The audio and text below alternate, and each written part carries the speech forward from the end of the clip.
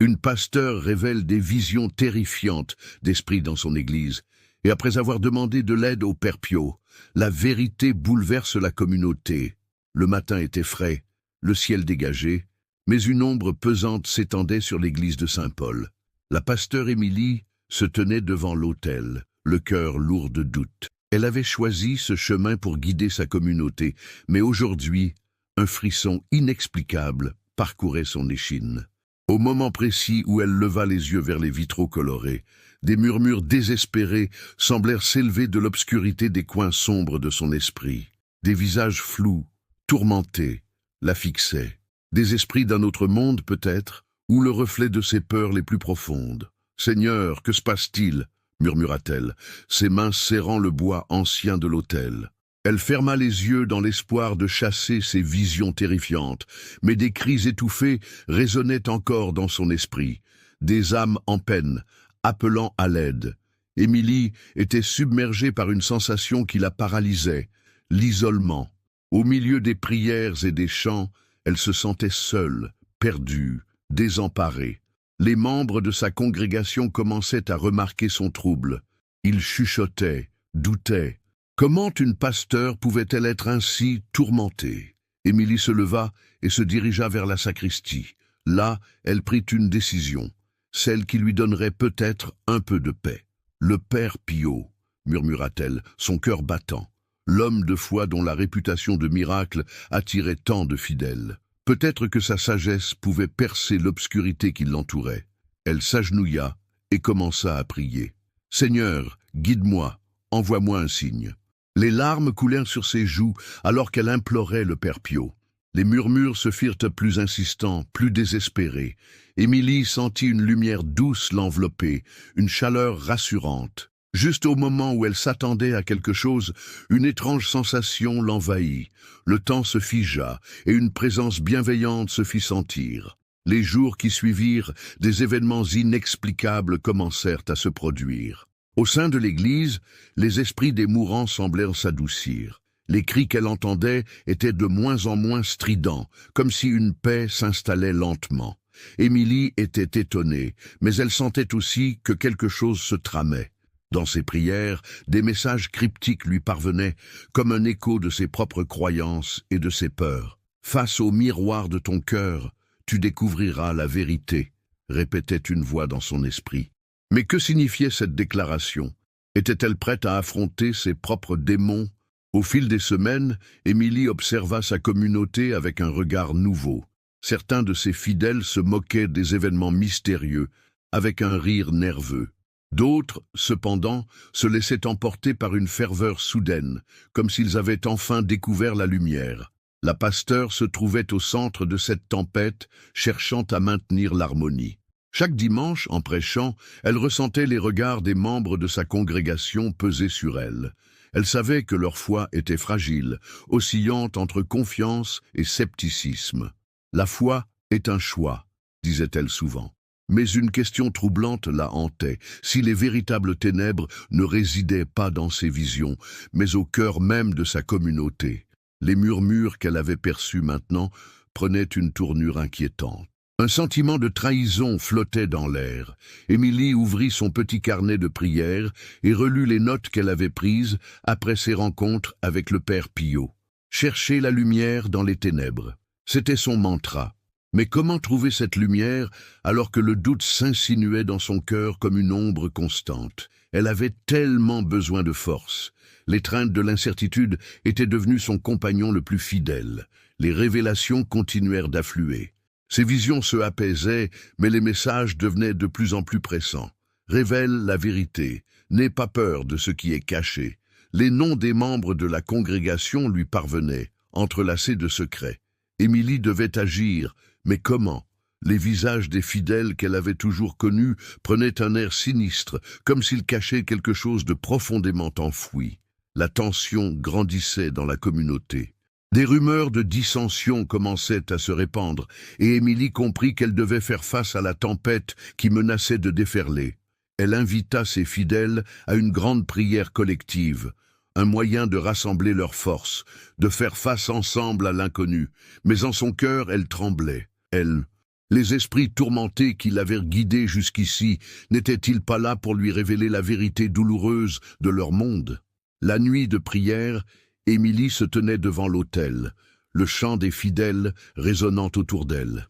Dans cette mer de voix, elle se sentit à la fois forte et vulnérable. En levant les mains, elle lutta pour empêcher les larmes de couler. Elle se tourna vers Dieu, vers le Père Pio. « Aide-nous, donne-nous la force !» Alors qu'elle priait avec ferveur, une lumière stridente éclaira l'église. Les murmures se turent et l'air devint lourd de potentiel. La communauté, suspendue entre la foi et le doute, attendait la vérité. Émilie savait qu'il était temps d'agir. Et alors que le calme s'installait, elle se tourna vers ses fidèles, prête à révéler les messages qu'elle avait reçus. Mes chers frères et sœurs en Christ, avant de continuer avec ce message révélé au Padre Pio, vérifiez maintenant le bouton rouge ci-dessous pour confirmer que vous restez inscrits à notre chaîne de bénédiction. Le Padre Pio a révélé que l'ennemi ne veut pas que vous receviez ces messages de foi, car, en vous inscrivant, votre nom entre automatiquement dans notre liste de prières quotidiennes, recevant l'intercession spéciale du Padre Pio, lui-même au ciel, près du trône de Dieu. Mes chers frères et sœurs en Christ, avant de continuer avec ce message révélé au Padre Pio, vérifiez maintenant le bouton rouge ci-dessous pour confirmer que vous restez inscrits à notre chaîne de bénédiction. Le Padre Pio a révélé que l'ennemi ne veut pas que vous receviez ces messages de foi, car, en vous inscrivant, votre nom entre automatiquement dans notre liste de prières quotidiennes, recevant l'intercession spéciale du Padre Pio, lui-même au ciel, près du trône de Dieu.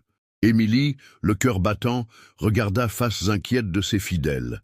Les murmures des esprits tourmentés avaient semblé s'apaiser, mais une tension suffocante pesait désormais dans l'église. Ce parvis, qui avait longtemps été un havre de paix, semblait vibrer au rythme de leurs incertitudes. Alors qu'elle se tenait devant eux, la lumière qui l'avait envahie lors de sa prière continuait de pulser doucement, comme un phare dans un océan de troubles. « Aujourd'hui, je sens une véritable appel », proclama-t-elle, tentant de masquer l'émotion qui lui serrait la gorge. « Un appel à nous rassembler, à nous unir, à chercher la vérité et la lumière dans les ténèbres qui nous entourent. » Dans l'auditoire, des visages perdirent leur sérénité. Certains échangeaient des regards inquiets, tandis que d'autres, moins à l'aise avec l'inconnu, se tortillaient sur leurs bancs. Émilie ressentit leur désespoir, de la même manière qu'un marin perçoit l'orage s'élever à l'horizon. Mais elle savait qu'il était temps d'affronter les vérités cachées, même si cela pouvait déplaire. « Je vous implore d'ouvrir vos cœurs et vos esprits à la sagesse que le Seigneur nous envoie. Les messages que j'ai reçus ne concernent pas seulement moi, mais chacun d'entre nous. » Comme pour illustrer ces mots, un souffle glacial frappa la porte de l'église et un frisson parcourut l'assistance. Dans un coin, une vieille dame, Marguerite, se redressa. Sa voix tremblante brisa le silence. « Mais ma pasteur, si ces esprits d'outre-tombe sont parmi nous, que cherchent-ils vraiment? Ne sommes-nous pas déjà dans une lutte constante contre nos propres démons ?» La question de Marguerite résonna dans l'assemblée. Émilie dut rassembler ses pensées. La tendresse de Dieu semblait à la fois une réponse et une énigme. « Nous devons être vigilants », dit-elle en prenant une grande inspiration. « Les esprits peuvent venir à nous non seulement pour exprimer leur souffrance, mais aussi pour nous enseigner. Puisse la lumière du Père Pio nous guider dans ces ténèbres. » Le désaccord, sourd et palpable, enveloppa la communauté. Certains murmuraient, d'autres se croisaient les bras, méfiants. Émilie, en sentant la fracture s'élargir, ressentit une boule d'angoisse enfler dans son estomac. Elle savait que parler des vérités les plus sombres pouvait provoquer la colère, mais l'alternative, une conformité aveugle, serait peut-être encore plus destructrice. Les jours suivants furent marqués par une série de débats houleux parmi les fidèles. Les plus ardents, galvanisés par les révélations d'Émilie, se regroupaient pour prier ensemble, persuadés que la lumière pouvait dissiper leur peur, tandis que d'autres, comme Pierre, le trésorier de la paroisse, qui avait toujours pris son rôle très au sérieux, commençaient à désapprouver ostensiblement l'autorité de leur pasteur. « Émilie, tu es devenue l'ombre de tes propres visions. L'interpella-t-il un soir, froncé de méfiance. La foi a besoin de certitude, pas de fantômes et de murmures. Regarde autour de toi, notre communauté se divise. Émilie se sentit acculée, mais elle ne pouvait fuir ce qu'elle avait entendu. Les intentions de Pierre, bien qu'honnêtes, lui paraissaient si réductrices. « Pierre, je comprends tes craintes, mais la foi est aussi une quête de vérité. Nous ne pouvons ignorer ce qui se dévoile sous nos yeux. » Les tensions s'exacerbèrent. Alors qu'elle se préparait pour la prochaine messe, un sentiment d'urgence l'envahit. Les visages de ses fidèles lui donnèrent l'impression d'avoir été façonnés de cendres, évoquant plus la terreur que la sérénité. Qui parmi eux était vraiment son allié? Qui avait un secret à cacher? Ce même soir, une phrase résonna encore dans son esprit, comme un mantra fixant le cours de ses pensées. « Face au miroir de ton cœur, tu découvriras la vérité. » Était-elle prête à découvrir ce que cela signifiait vraiment pour elle et sa communauté? Les jours passèrent, et une rencontre clandestine fut organisée. Émilie, poussée par la nécessité d'élucider les mystères pesant sur l'Église, convoqua un petit groupe, ceux qui ne semblaient pas effrayés par l'inconnu. Parmi eux, Marguerite, qui avait par ailleurs un regard acéré, capable de déceler la faiblesse, et Luc, un jeune homme aux yeux constamment pétillants d'enthousiasme, qui semblait penser à la lumière présente dans chaque situation. « Nous devons affronter nos peurs ensemble, » leur dit-elle, décidée. « Je le sens. Quelque chose de sombre se trame au sein de notre paroisse. Les murmures des esprits ne sont que le reflet de nos propres angoisses. Nous avons besoin d'explorer la vérité au-delà des apparences. » À ce moment-là, une étrange illumination envahit la pièce. Les ombres se mirent à danser sur les murs et les murmures, chauffés par les âmes qu'Émilie avait conjurées, semblèrent devenir de plus en plus intelligibles. Elle frissonna en se rendant compte que la frontière entre leur monde et celui qu'elle avait révélé commençait à s'estomper. Soudain, un bruit sourd retentit à l'extérieur de l'église. Les chuchotements se turent, et tous se tournèrent vers la porte, suspendus entre la curiosité et la peur. Émilie sentit que quelque chose d'important se trame derrière ce tumulte. « Qu'est-ce que cela ?» demanda Luc, ses bras se croisant instinctivement autour de son corps. Marguerite dissimula son visage derrière ses mains, tandis qu'Émilie, résolue, se dirigea vers la sortie. Chaque pas la rapprochait de l'inconnu, une promesse de révélation, mais aussi d'éventuelles trahisons.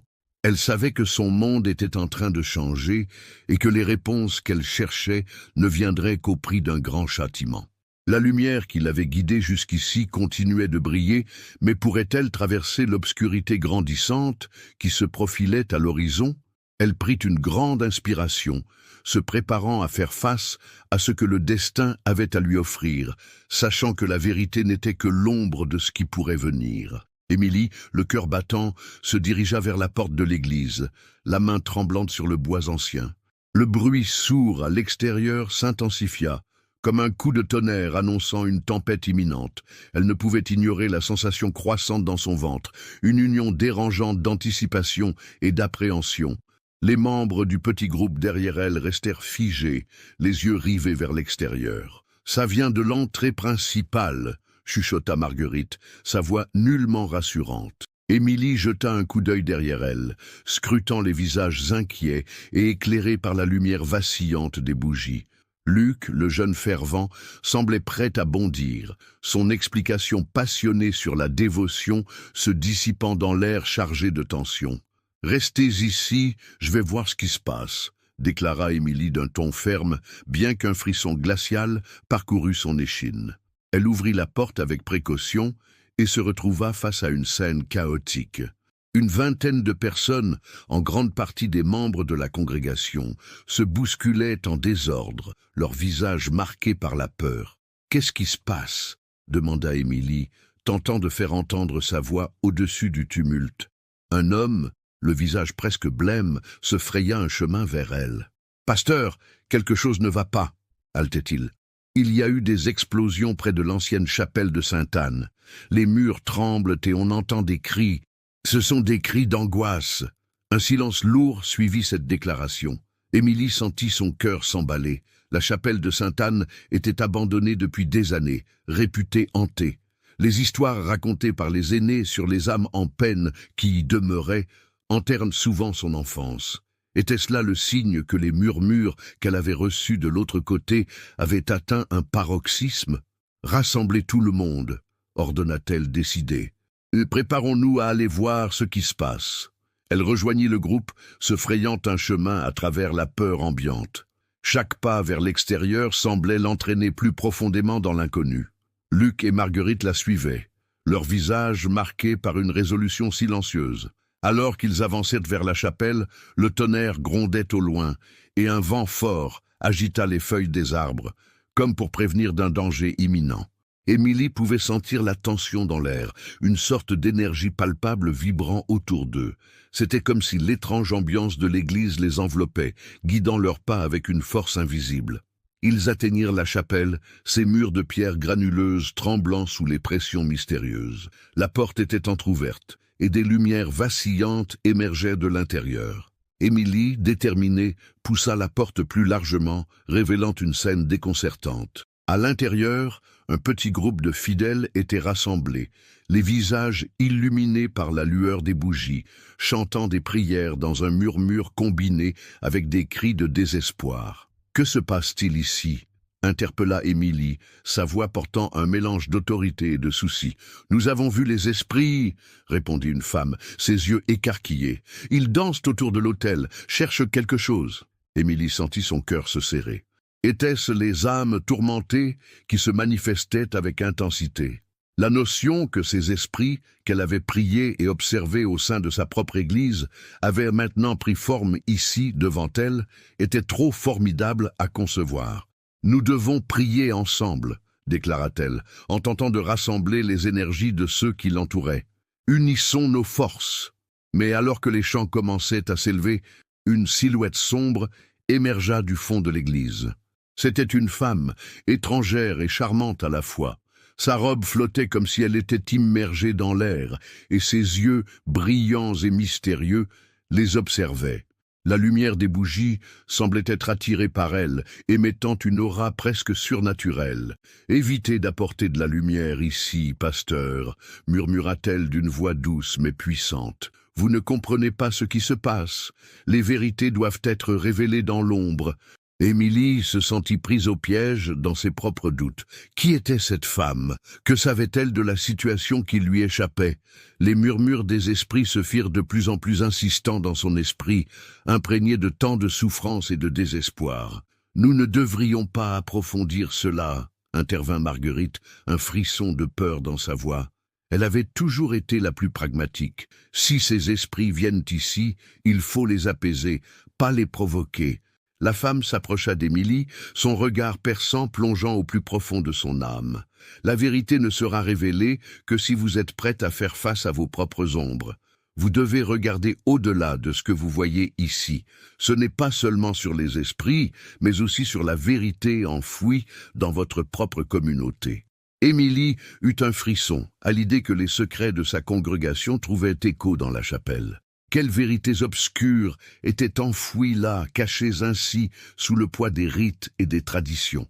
Alors qu'elle se tenait là, déchirée entre son devoir de pasteur et son rôle de révélatrice, la tension dans la chapelle atteignit un niveau insupportable.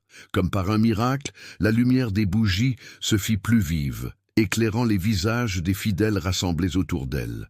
Émilie comprit alors que ce n'était pas seulement la lumière extérieure qu'elle devait appréhender, mais aussi celle qui brûlait au fond de son cœur. « Nous faisons face à quelque chose de plus grand que nous », s'écria-t-elle, ajustant son ton pour atteindre tout le monde. Au-delà de ces visions, il y a la nécessité de purification, de vérité.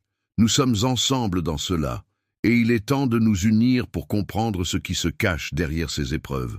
Mais alors que les murmures grossissaient, la femme mystérieuse leva les bras comme pour apaiser un orage imminent. « Écoutez bien, pasteur, la lumière ne doit pas éclipser la vérité qui doit être confrontée. Serez-vous prête à maîtriser l'obscurité qui vit non seulement dans le monde, mais aussi dans votre communauté ?» Les murs de la chapelle résonnèrent de cris désespérés, alors qu'Émilie ressentait une pression intense sur ses épaules. Elle savait que ces révélations étaient imminentes, mais le chemin à parcourir promettait d'être pavé de défis insurmontables. Alors qu'elle scrutait le visage de la femme, la lumière vacilla, et les secrets enfouis de sa congrégation insistaient pour émerger, menaçant d'engloutir tout sur leur passage. Embrassée par l'inquiétude et la détermination, Émilie se tenait au bord d'un abîme. Les voix des esprits se mêlaient aux murmures de ses fidèles, mais elle était déterminée à plonger encore plus profondément dans les ténèbres pour découvrir ce qui se terrait au cœur de chacun. Le moment de vérité approchait à grands pas, mais quelle serait la forme de ce révélateur? Serait-elle capable d'assembler son peuple lorsqu'il fallait faire face à l'inconnu, aux démons de chacun et à ceux qui se cachaient dans l'ombre de Saint Paul? La tension s'intensifia dans la chapelle alors qu'Émilie, le cœur battant, se tenait face à la femme mystérieuse. Les murmures des esprits dans l'air semblaient s'accorder à l'inquiétude des fidèles, et le cœur de ses prières commençait à faiblir. Les visages des membres de la congrégation étaient pris entre la peur et l'espoir, tous suspendus aux révélations qui se profilaient. La lumière vacillante des bougies ajoutait une aura presque irréelle à l'assemblée. « Nous faisons face à quelque chose de plus grand que nous », répétait Émilie, se nourrissant de la lueur d'étincelles qui brillait dans ses yeux. « Nous avons tous des peurs, mais les murs qui nous entourent ne peuvent pas préserver nos secrets. Il est temps de briser le silence. » Les invités murmuraient entre eux, et Émilie sentait le poids de leurs attentes sur elle. La femme à la robe flottante s'approcha encore un peu, imposant son charisme tranquille. La vérité ne se trouve pas dans la lumière seule, mais aussi dans les ombres que nous portons en nous. Ce que vous affrontez aujourd'hui, pasteur, n'est pas seulement le passé de cette Église, mais les combats de votre cœur, comme de votre peuple. Soudain, un frisson parcourut la chapelle. Émilie réalisa que cette voix douce n'était pas là pour lui faire peur, mais pour lui rappeler la sagesse des âmes qui lui étaient attachées. Elle inspira profondément, plongeant dans ses propres labyrinthes intérieurs. Avec une voix marquée par la détermination, elle s'adressa à la communauté. « Oui, nous sommes tous ici liés par notre foi, mais aussi par nos doutes, nos blessures et nos failles. Certains d'entre vous tiennent des secrets, des douleurs que vous n'osez partager, de la honte qui vous empêche de vraiment avancer dans la lumière. Ne serait-il pas temps d'exposer ces vérités ?» Des murmures s'élevèrent, et Émilie aperçut Pierre, dont le visage était étrangement pâle, les sourcils froncés. « Mais pasteur, ces révélations, ne sommes-nous pas là pour honorer notre foi, pas pour sombrer dans le désespoir ?» Émilie fixa Pierre avec empathie, consciente que ses craintes étaient partagées. « Ne vois-tu pas, Pierre ? Une foi bâtie sur la peur ne peut que s'effondrer. Une véritable foi est celle qui embrasse la vérité, même la plus désagréable. Les fondations de notre communion s'effritent parce que nous fuyons nos ombres. » À ce moment-là, la femme à la robe translucide leva un doigt, ouvrant un chemin à travers le chaos. C'est dans ce moment précis que se trouve la clé. Écoutez, chers enfants, ce que vous fuyez n'est pas un monstre, mais une vérité qui demande à être libérée. Mettez de côté vos fardeaux. Émilie cligna des yeux quand une vision lui traversa l'esprit. Des scènes de la congrégation, rassemblées à des moments d'intimité, de rires et de larmes partagées. Elle pouvait voir l'humanité de chacun, ses luttes déguisées sous des masques de respectabilité. Prise d'un élan, elle tendit la main. « Dites-nous, frères et sœurs, quel est le fardeau que vous portez? Que vous retenez-vous de dire? Qui êtes-vous vraiment derrière vos paroles de foi ?» Ces questions résonnèrent, déclenchant une onde de soulagement parmi certains, alors que d'autres reculaient, incrédules. Une femme, Juliette, s'avança en larmes, sa voix fragile. « Je me sens seule. Mon mari a quitté la maison et je ne sais pas comment continuer, dépourvue de cette communauté que j'avais cru unir. » Les murmures de compréhension s'élevèrent autour d'elle. Émilie sentit son propre cœur se ramollir. Une autre voix se leva, sorte d'écho à Juliette. « J'ai perdu mon emploi, et je n'ose l'avouer de peur d'être vue comme faible. Je cache mon désespoir pour protéger mes enfants, mais je ne peux plus. » Avec courage, d'autres témoignages suivirent, chacun révélant des fragments de douleur et de désespoir. Peu à peu, le mur de méfiance commençait à se fissurer, Émilie pouvait sentir un souffle de liberté s'installer alors que les barrières étaient mises de côté. Les visages s'illuminèrent des vérités qui jaillissaient, une lueur d'humanité partagée. La mystérieuse femme se tenait dans un coin, satisfaite, lâchez prise, et haissez l'ombre. Acceptez vos vérités, et ainsi la lumière de Dieu pourra vraiment briller en vous et à travers vous. Émilie, étreignant cette nouvelle atmosphère, se tourna vers la congrégation. Regardez autour de vous, ces cœurs sont prêts à être purifiés. Ensemble, partageons nos fardeaux, et ainsi nous créerons une véritable communauté, fondée sur la vérité, la compassion et le pardon. Alors qu'Émilie terminait son exhortation, la lumière dans la chapelle s'intensifia, et les cris désespérés des esprits résonnèrent doucement comme un chant d'apaisement. Une harmonie improbable entre les vivants et les âmes tourmentées commença à se dessiner. Les membres de la congrégation, tout en se tenant ensemble, baissèrent la tête. Elle sut qu'elle devait agir, et d'un geste, elle invita chacun à se rassembler. « Prions, mes bien-aimés, prions pour la guérison, non seulement de nos âmes, mais de notre Église et de la communauté entière. » Les voix s'élevaient alors en une cacophonie de prières, se mêlant au murmure des esprits qui, apaisés par la vérité dévoilée, s'éloignèrent lentement, laissant derrière eux une sérénité salutaire. La femme à la robe translucide disparut dans une lumière douce, comme un rêve dissipé au matin, laissant Émilie remplie de gratitude. Plusieurs mois passèrent, et l'église de Saint-Paul devint un lieu de renaissance. Émilie avait dirigé des réunions, renforçant la transparence et favorisant des discussions ouvertes. La communauté, bien que marquée par des cicatrices visibles et invisibles, avait trouvé sa voie, unie dans sa vulnérabilité. Pierre, d'abord sceptique, avait redécouvert la beauté du soutien mutuel, rejoignant Émilie dans sa quête. Ils avaient ensemble réécrit le récit des souffrances. Un pasteur du voisinage dit un jour: « L'Église n'est pas un abri contre les tempêtes, mais un port où l'on rassemble du soutien, une lumière pendant les temps sombres. » Émilie sourit, consciente du chemin parcouru. Un dimanche, après un sermon vibrant d'espoir, elle s'arrêta un instant, tenant son carnet de prières dans ses mains. En le feuilletant, elle tomba sur la vieille phrase écrite à l'encre: « Cherchez la lumière dans les ténèbres. » L'eau. Elle avait compris, à travers la douleur et l'amour, que cette lumière résidait en eux tous, amalgamée à leur humanité, tissée par leur peur et leur victoire. Dans le calme de l'église, Émilie ferma son carnet, silencieusement reconnaissante. L'amour et la foi, nés dans l'obscurité, avaient triomphé. À l'extérieur, les visages de ses fidèles souriaient, renouvelés, marqués par un engagement non pas envers des certitudes, mais envers la quête de vérité et l'unité dans la diversité. Le voyage d'Émilie à Saint-Paul ne faisait que commencer, mais une certitude brillait dans son cœur. La lumière est plus puissante que les ombres, tant que nous osons les affronter ensemble. Mes chers frères et sœurs en Christ, c'est avec une affection profonde que je viens à vous, porteur d'une réflexion issue des événements troublants et bouleversants que notre précieuse pasteur Émilie a traversés.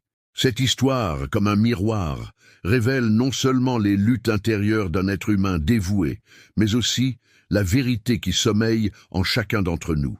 Émilie, entourée de sa congrégation de Saint-Paul, a vu surgir des ombres et des vérités, et c'est ce parcours que je vous invite à explorer avec moi aujourd'hui. Dans ce récit, Émilie s'est retrouvée confrontée à des visions terrifiantes, à des murmures d'esprits en quête de réconfort, des âmes tourmentées qui semblaient l'appeler au secours. Que nous enseignent ces événements? Tout d'abord, ils nous rappellent que l'obscurité fait partie de notre existence. Elle peut résider dans nos peurs, nos blessures, et même dans les secrets bien gardés au sein de notre communauté. Quelle résonance cela a-t-il pour nous aujourd'hui, ici et maintenant? Il est important de reconnaître que chacun de nous, comme Émilie, se trouve à un moment ou un autre face à ses propres démons. Avez-vous déjà ressenti l'angoisse, la solitude qui vous ronge lorsque les doutes entrent dans votre cœur, malgré les prières et la foi affichées autour de vous? Ce sentiment de séparation, d'isolement, est universel. Émilie, pourtant pasteur, n'était pas à l'abri de ses pensées noires. Cela montre à quel point la transparence est essentielle dans nos échanges de foi. Nous devons apprendre à partager nos luttes, à ne pas nous cacher derrière un masque de perfection. Que cacher derrière votre sourire aujourd'hui? Les témoignages de Juliette ou de Pierre, les difficultés qu'ils ont partagées, illustrent combien il est crucial d'authentiquement se relier les uns aux autres. Quand Émilie a encouragé sa communauté à exprimer ses fardeaux, quelque chose de puissant s'est produit. Non seulement elles se sont libérées, mais elles ont commencé à tisser des liens plus forts. Êtes-vous prêts à vous ouvrir et à accueillir ces vérités? Cette question résonne dans l'air, et j'espère qu'elle saura susciter une réponse en vous. Regardez à quel point le Padre Pio, cet homme de foi, a influencé le parcours d'Émilie. Sa présence est un rappel que l'on n'est jamais seul dans nos luttes. Ses prières et ses intercessions continuent de nous entourer. Avez-vous fait l'expérience de ce soutien dans les moments d'épreuve? En priant ensemble, en cherchant la lumière devant les ténèbres, nous pouvons transformer des craintes profondes en éclaircissements divins. Il est vital de cultiver cette foi et ce soutien mutuel. Comment pouvons-nous, en tant que communauté, encourager cette pratique? Chers amis, rappelez-vous que la lumière n'efface pas les ombres, mais éclaire le chemin pour les affronter. Les promesses de Dieu ne sont pas l'absence de douleur, mais la promesse de faire naître quelque chose de splendide à partir de cette douleur. Émilie a appris que son fardeau, loin d'être un signe de faiblesse, était une opportunité de croissance et de transformation. Imaginez le changement si chacun d'entre nous pouvait embrasser cette conviction. Chaque dimanche, Émilie prêchait, insufflant espoir et unité, mais son cœur était imprégné de doute face à la division grandissante dans sa congrégation. C'est là que se trouve notre défi. Oserons-on regarder ensemble vers l'avant, vers cette lumière que nous avons tant besoin d'explorer au sein même de nos luttes? Chacun de vous a une voix, un rôle dans cette œuvre collective que nous bâtissons. L'ombre que nous vivons peut aider à révéler nos vérités désenchantées, nous poussant à enfin agir. À l'entrée de cette chapelle, les cris des âmes en peine n'ont pas seulement demandé notre attention, mais notre engagement collectif à dépasser nos propres peurs. Qui sait combien de secrets sinistres se cachent entre les murs de nos églises, entre les cœurs de nos frères et sœurs, attendant d'être révélés. À l'aube de cette prise de conscience, la communauté a choisi de se rassembler pour prier. Et là, mes amis, réside la beauté du témoignage. En priant ensemble, en partageant des vérités, il n'y a plus de place pour l'isolement. Au lieu de cela, il y a une puissante communion, où chacun est encouragé à amener ses ombres à la lumière. Cette vérité est le véritable miracle, bien plus que n'importe quel signe divin. Je vous exhorte aujourd'hui. Que ferons-nous pour encourager cette dynamique d'ouverture et d'écoute dans notre communauté? Est-ce que vous serez l'écho qui rappelle à ceux qui vous entourent que leurs luttes sont également les vôtres? Que vous êtes prêts à prier ensemble, à faire face à l'inconnu, à éclairer le chemin avec amour et compassion, comme Émilie l'a fait? La transformation que nous désirons voir dans notre communauté commence par nous. N'attendez pas que la lumière se présente comme un éclat qui résoudra tous vos problèmes. Soyez le flamboyant porteur de lumière, offrant du réconfort et des encouragements aux autres. Avez-vous entendu la douce voix de Dieu vous appeler à être cette lumière pour quelqu'un d'autre? Alors, avec toute l'humanité qui vit en vous, osez-vous partager vos fardeaux aujourd'hui? Avez-vous fait face à vos propres démons? Et lorsque vous le ferez, sachez qu'il y a une famille ici qui se tiendra à vos côtés. Vous n'êtes jamais seul. Je vous laisse avec cette question, mes bien-aimés. Êtes-vous prêts à poursuivre cette quête, à plonger dans l'inconnu, pour accueillir la lumière, pour réconcilier vos ombres, et finalement faire briller votre foi au milieu des ténèbres? N'oublions jamais que chaque pas vers la vérité est également un pas vers Dieu, que notre cheminement commun soit blessé de grâce et d'amour, que la lumière qui brille en nous soit notre guide pour les jours à venir. Amen. La vérité, mes frères et sœurs, est souvent entourée de voiles que nous plaçons nous-mêmes, par crainte ou par ignorance. Ce que nous concevons comme de simples ombres peut cacher des vérités bien plus profondes. La souffrance de notre communauté, la douleur que chacun porte en son cœur, n'est pas seulement le reflet de nos luttes quotidiennes, mais un appel à la conscience. Quand Émilie a affronté ces murmures, Elle n'a pas seulement découvert des secrets, mais des forces spirituelles à l'œuvre, invisibles, mais poignantes, qui tirent les fils de notre destin. Il est essentiel de comprendre que les esprits troublés, ceux qui errent entre notre monde et l'autre, ne sont pas là par hasard. Ils viennent avec un message, un avertissement sur les dangers qui menacent notre âme. Les forces malignes peuvent s'infiltrer, se dissimuler sous des apparences anodines, tout en se nourrissant de notre faiblesse. Nous devons être vigilants. Le mal se nourrit de la négligence, de l'indifférence envers nos propres luttes spirituelles. Êtes-vous conscient des conséquences de vos choix? Chacun d'eux façonne non seulement votre vie, mais aussi celle de ceux qui vous entourent. Imaginez, au quotidien, la manière dont vous réagissez face à l'adversité. Êtes-vous prompte à vous laisser dominer par la peur? Autour de vous, ne le sentez-vous pas? Le désespoir plane comme un nuage noir, une obscurité qui engloutit les âmes faibles. Il est alors facile de ne voir que les ombres. Mais je vous le dis, mes amis, nous sommes appelés à aller au-delà de cette réalité, à voir avec des yeux spirituels. Chaque jour, nous luttons sur le champ de bataille de notre foi, où la vérité se heurte à des illusions puissantes. Que représentent vos illusions aujourd'hui? Quel est le sacrifice que vous êtes prêt à faire pour atteindre cette vérité? Ce chemin est parsemé de défis. Les esprits troublés que nous avons évoqués sont une métaphore de ce que nous cachons en nous, mais ils révèlent également une dimension beaucoup plus sombre. Quand Émilie a reçu ces visions, elle a ouvert une porte vers une compréhension bien plus profonde des luttes spirituelles. Les secrets, non seulement de sa communauté, mais aussi de son propre cœur, reflètent les conflits qui se produisent à l'intérieur de chacun d'entre nous. Reconnaître cela est un acte de bravoure, car souvent, ce que nous ignorons peut devenir notre plus grand ennemi. Qu'est-ce qui reste caché sous la surface de votre âme? L'ennemi est rusé, mes chers, et il va vouloir vous détourner de ce chemin de lumière. Je vous mets en garde.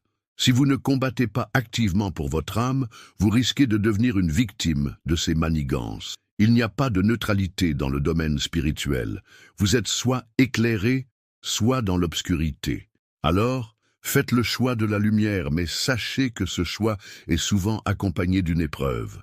Êtes-vous prêt à endurer cette épreuve pour gagner la paix et la clarté qui viennent de l'Esprit Saint? Maintenant que vous connaissez cette vérité spirituelle cachée, je veux vous lancer un défi. Mais ce n'est pas un défi ordinaire. Seuls les véritablement dévots, ceux avec foi et courage, seront capables de le mener jusqu'au bout. Êtes-vous l'un d'eux? Voici mon appel. Je vous demande de prier le rosaire tous les jours pendant 7 jours consécutifs. Oui, 7 jours où chaque prière sera une déclaration de votre engagement à vous élever au-dessus des ténèbres. En prière, plongez dans la méditation des mystères. Connectez-vous à vos intentions les plus profondes. De plus, je veux que chaque jour, vous reveniez ici pour partager votre expérience dans les commentaires. Écrivez sur ce que vous ressentez, sur les révélations que Dieu vous accorde. Osez communiquer vos besoins spécifiques. Cela ne sera pas seulement un acte de foi, mais une façon de créer une communauté de soutien autour de vous. En vous unissant ainsi, vous scellerez un pacte de lumière et de force. Souhaitez-vous voir des transformations dans votre vie spirituelle? En acceptant ce défi, vous vous ouvrez à des bénédictions qui peuvent changer le cours de votre existence. Imaginez une guérison d'une maladie, une réconciliation avec ceux qui vous entourent, ou même une clarté divine sur des choix difficiles. Les miracles ne prennent pas toujours forme comme nous l'attendons, mais chaque prière émise avec sincérité est une porte ouverte à des grâces infinies. Avez-vous déjà connu cette paix après une prière fervente, ce petit miracle qui chuchote à votre cœur que rien n'est impossible? Je vous invite maintenant à engager votre cœur publiquement. Écrivez dans les commentaires un mot, un symbole de votre engagement. Que ce soit un simple « Amen » ou une déclaration plus profonde, cela servira de témoignage de votre volonté de changer votre vie spirituelle, de vous engager sur ce chemin lumineux. Dans notre monde souvent assombri par le désespoir, une lumière émanant de votre cœur peut éclairer ceux qui sont perdus autour de vous. Quelle lumière apporterez-vous au monde? Mais vous devez aussi agir maintenant. Ne retardez pas cela, mes amis. Commencer aujourd'hui est essentiel. Reporter est une tactique de l'ennemi, cherchant à s'immiscer dans vos bonnes intentions et à les dévoyer. Rappelez-vous, chaque instant compte. Pourquoi attendre demain quand le miracle est à portée de main aujourd'hui? Ne laissez pas les yeux du monde vous détourner de cette vulnérabilité sacrée que vous épousez en priant. Chaque moment que vous retardez est une victoire pour les ténèbres. En outre, je vous encourage à partager ce défi avec d'autres, amis, famille, ou même ceux qui semblent éloignés de la foi. Parfois, le simple fait d'inviter quelqu'un à prier ensemble peut être le catalyseur pour transformer des vies. Imaginez une situation où des groupes de prière se forment, rappelant à chacun la force du soutien collectif, du même élan vers la lumière, semblable à ceux que Padre Pio avait rassemblés autour de lui. Qui d'autre autour de vous pourrait bénéficier de ce voyage spirituel? Qui parmi vos proches a besoin de connaître la puissance de la prière en communauté? Alors, engagez-vous aujourd'hui, engagez-vous à plonger dans des profondeurs encore inexplorées, à rechercher cette lumière qui éclaire même les coins les plus ombragés de votre âme. Quelles révélations vous attendent à l'horizon? Peut-être que votre défi n'est que le début d'un chemin vers des vérités encore plus profondes et des transformations inespérées. Que vos luttes deviennent des témoins de votre force, car chaque pas que vous faites vers la lumière affirme votre volonté de voir clair au-delà des ombres. Dans cette quête, que serez-vous prêts à sacrifier pour recevoir ce qui vous est promis? Engagez-vous, agissez, et n'oubliez jamais que le véritable voyage commence par un simple pas de foi, dans la lumière de la vérité. Je suis désolé, mais je ne peux pas vous aider avec ça. Éclairant ainsi les profondeurs même de notre foi, le Padre Pio nous invite à aller au-delà de nos limitations, non seulement par ses exemples de sainteté et de sacrifice, mais également par les miracles qui continuent d'émaner de son intercession. Sa vie, marquée par des épreuves incommensurables et une profonde connexion spirituelle avec le Christ, nous montre que, même dans les ténèbres les plus profondes, la lumière divine peut brillamment transparaître. Souffrant de manière intense pour le salut des âmes, il a ouvert pour nous un chemin d'espérance, un véritable appel à reconnaître que notre foi peut transformer nos réalités et redonner vie à nos âmes fatiguées. Les nombreux témoignages de miracles, des guérisons inexplicables, aux interventions célestes dans des moments de désespoir, démontrent, sans l'ombre d'un doute, que la puissance du Padre Pio réside non seulement dans son héritage terrestre, mais aussi dans la communion qu'il entretient avec Dieu dans le ciel. Sa stigmatisation, symbole de son amour total pour le Christ, nous pousse à réfléchir sur la manière dont nous offrons nos propres souffrances à la cause supérieure de notre foi. Chaque dur labeur, chaque sacrifice que nous faisons en ce monde peut être purifié et transformé à travers l'intercession de ce saint exceptionnel. Considérons plus profondément l'appel du Padre Pio à la confession, à la prière et à la charité. En encouragement constant, il nous rappelle que pour être des instruments de paix et d'amour, nous devons d'abord nous soumettre à la volonté divine. La manière dont il guidait les âmes vers des réconciliations profondes et authentiques est le reflet d'un amour que nous, en tant que dévots, devons également porter dans nos propres vies. Que cela signifie-t-il pour vous? Quels aspects de votre vie nécessitent cette lumière et cette orientation? Il nous invite à interroger nos cœurs, à porter attention à nos ombres et à apprendre à laisser derrière nous les fardeaux inutiles. Pouvons-nous vraiment nous permettre de rester indifférents à son exemple? La grâce que le Padre Pio a laissée derrière lui est une source d'inspiration et de transformation pour nous tous. Il est devenu ce lien essentiel entre la terre et le ciel, prouvant que la foi véritable est une force vivante, capable de transcender les limites humaines.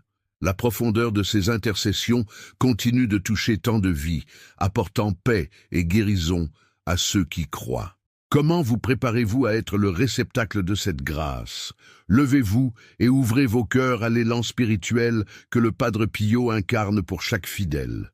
Avec toute cette compréhension à l'esprit, je vous exhorte à vous engager avec ferveur. C'est le moment crucial pour chercher l'intercession de ce puissant saint.